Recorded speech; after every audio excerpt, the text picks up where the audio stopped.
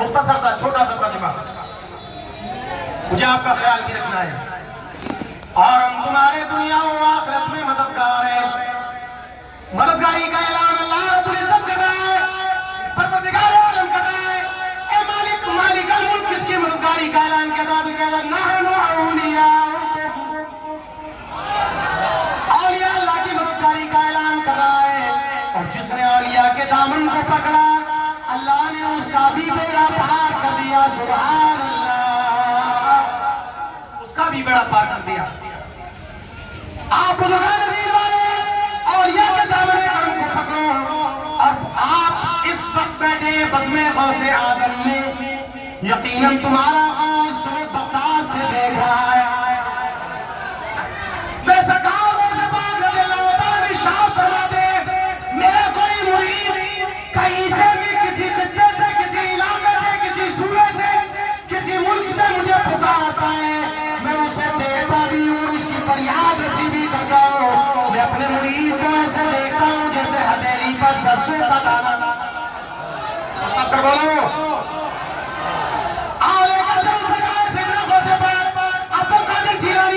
کی بارگاہ میں چلو. فنا فی اللہ فنا فی الرسول جو ہو گئے, اللہ نے ان کی مددگاری کا اعلان کیا.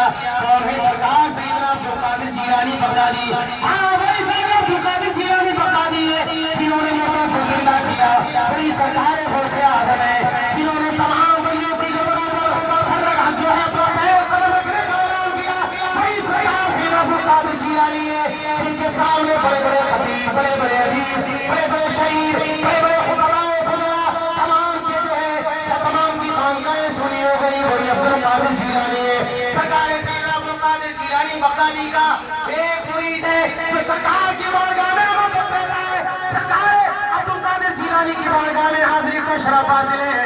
روز ارکار کرتا ہے آقا اے میرے سرکار مجھے کچھ عطا فرما دے, آقا کچھ عنایت فرما دے, سرکار کو مرتبہ حاصل کر دے, سرکار مجھے کچھ مل جائے, مجھ پر بھی نظر کرم ہو جائے.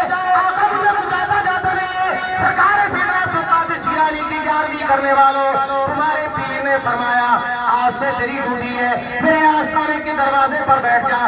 جتنے آنے والے آئے سب کے ہاتھ بھی دھلانا, سب کو پانی بھی پلانا. تیرا کام یہی کہ تو یہی کرتا رہے گا, اللہ تجھے مرتبہ عطا کرے گا. 40 سال تک ہاتھ دھلاتا رہا, پانی پلاتا رہا, دروازے پر آنے والا پانی بھی پیے, ہاتھ بھی دھلاتا رہا اس کا, اور یہی 40 سال تک کام کرتا رہا. مگر اسے یہ محسوس نہ ہو سکا کہ مرتبہ کیا ملا, پریشان رہتا ہے. مولا 40 سال ہو گئے, کوئی ابھی تک مرتبہ نہ ملا, نہ میں نے کوئی کمالات دیکھا, مجھے کمال کوئی حاصل نہ ہوا. ایک دن ہوا ایسا کہ 3 درویش جو ہے سرکار غوث اعظم کی بارگاہ میں حاضر ہوئے, دروازے پر آئے تو دیکھا کہ ان کا چہرہ چودھری کے چاند کی طرح چمکتا رہا تھا. ان کا چلنا لاجواب تھا, ان کا بولنا لاجواب تھا, ان کا دیکھنا لاجواب تھا, ان کی صورت لاجواب تھی, ان کی سیرت لاجواب تھی. تو یہ دروازے پر ہاتھ لانے والا کہنے لگا بھائی جب چلو گے تو مجھے بھی ساتھ لے چلنا, مجھے غوث کے دروازے پر نہیں رہنا ہے. 40 سال ہو گئے ابھی تک کوئی مرتبہ حاصل نہ ہوا, مجھے اس دروازے سے کچھ نہ ملا, انہوں نے آج تک مجھے کچھ نہ دیا, میں تمہارے ساتھ چلوں گا. تینوں درویش کہنے لگے تیرا دماغ خراب تو نہیں ہے, یہ سرکار غوث اعظم کا دروازہ ہے, یہ غوث پاک کی بارگاہ ہے. اس بارگاہ میں رہنے والوں کے مرتبے تو کائنات میں کوئی سمجھ ہی نہیں سکتا. مگر یہ ہرگز نہیں مانا. 3 دن یہ تینوں درویش رہے مہمان, تینوں کے 3 دن کے بعد جب چلے تو دروازے پر ہاتھ دھلانے والا بھی ساتھ چل دیا.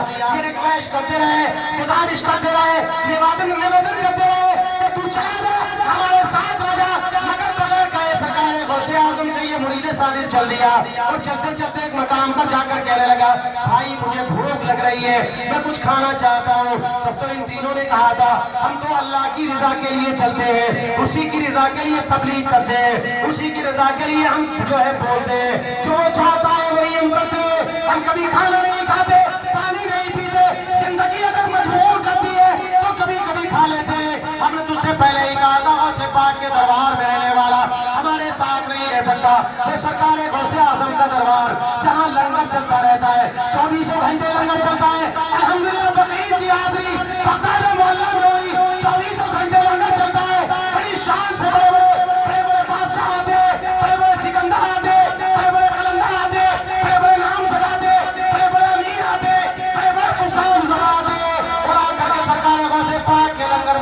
پر بیٹھ کر کھاتے ہیں. سرکار غوث اعظم کا دربار وہ ہے. میرے غوث نے دل فرمایا میرے مدرسے کے چین سے جو نکل جائے میں اس کی شفاعت کی ضمانت دیتا ہوں.